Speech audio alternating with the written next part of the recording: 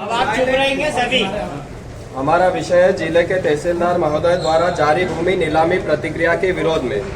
महोदय, जिले के विजयगंज मंडी नायब तहसीलदार महोदय द्वारा तहसील क्षेत्र में मंदिरों की भूमि नीलामी के संबंध में सार्वजनिक घोष विक्रय हेतु विज्ञप्ति जारी की गई है, जिसके वंश परंपरा के तहसील के निजी मंदिरों में पुजारियों के समानता एवं प्राकृतिक न्याय के सिद्धांत का उल्लंघन हुआ है। साथ ही सदियों से धर्म केंद्रों का संरक्षित करते हुए आए पुजारी समाज में रोष है एवं आप महोदय का नाम राजस्व रिकॉर्ड में मूर्ति के साथ प्रबंध के रूप में होने से अगला लिखित बिंदु पे प्रस्तुत है। माननीय सर्वोच्च न्यायालय द्वारा निर्णय दिनांक 6/9/2021 में राज्य शासन के देव स्थान की संपत्ति नीलाम के अधिकार को अस्वीकृत किया गया है। अतः तहसीलदार महोदय ने किस अधिकार से जुडिशियल व्यक्ति मंदिर मूर्ति की भूमि की नीलामी प्रक्रिया प्रारंभ की एवं क्या प्रतिबंध महोदय आपसे इस संबंध में अनुमति ली या मूर्ति को सूचना प्रदान की? तहसीलदार महोदय द्वारा क्या जांच कराई गई? आज तक पिछले सैकड़ों वर्षों से मंदिर की पूजा अर्चना किसके द्वारा की जाती है एवं मंदिर की वर्तमान कब्जा किसका है? इस प्रकार नीलामी कार्रवाई से पुजारी परिवार पर क्या प्रतिकूल प्रभाव पड़ेगा? क्या भारत का संविधान राज्य तहसीलदार को धार्मिक संस्था को चलाने का अधिकार है? राज्य शासन के आदेश दिनांक 22/4/2023 के पालन में नीलामी कार्रवाई की जा रही है, जिसकी नीलामी प्रतिक्रिया पुजारी द्वारा किया जाना निर्धारित है। फिर भी यह प्रतिक्रिया तहसीलदार महोदय द्वारा किसी अधिकारी से प्रारंभ की जा रही है। राज्य शासन के आदेश क्रमांक 7/2/12/2007 छंद दिनांक 8/5/2008 में आपसे आपके जिले में मंदिरों का वर्गीकरण सूचीबद्ध कर मांगा गया है। प्रति संलग्न इसके पालन में आज तक क्या हुआ?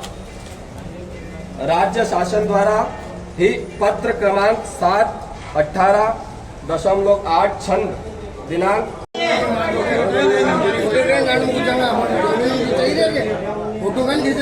उद्देश्य पुजारी संघ की जो भी जमीनें हैं जिनको पुजारियों द्वारा आवंटित करा उनकी नीलामी को रोकने हेतु हमने आज ये आवेदन दिया है कलेक्टर महोदय जी को, क्योंकि पूरे परिवार का भरण पोषण उन्हीं जमीनों से होता है जो पीढ़ी दर पीढ़ी आज तक चले आ रही है और उसकी प्रशासन द्वारा इसकी नीलामी की जा रही है। उसी के विरोध में हमने नीलामी रोकने हेतु आज ये कलेक्टर साहब को आवेदन दिया है, जिससे कि जो पीड़ित परिवार जो पुजारी परिवार है उनकी जमीन यथावत उनके पास रहे, क्योंकि वो सक्षम है। अभी तक सालों से पीढ़ी दर पीढ़ी वही पुजारी परिवार ही उस जमीन को करते आ रहा है और आज प्रशासन के नियम सरकार द्वारा इसकी नीलामी की गई है, जिससे कि उस पुजारी परिवार का भरण पोषण किस कारण होगा यदि उसके पास से जमीन चले जाएगी तो?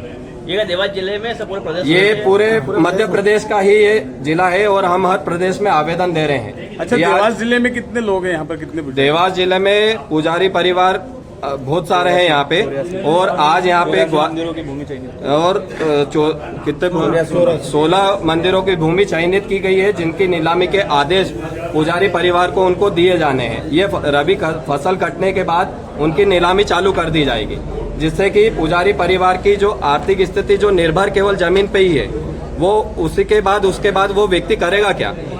उसका भरण पोषण किस प्रकार के करेगा? क्योंकि आज जो जमीन है उससे 8-10 परिवार चल रहे हैं। आपको क्या मांग?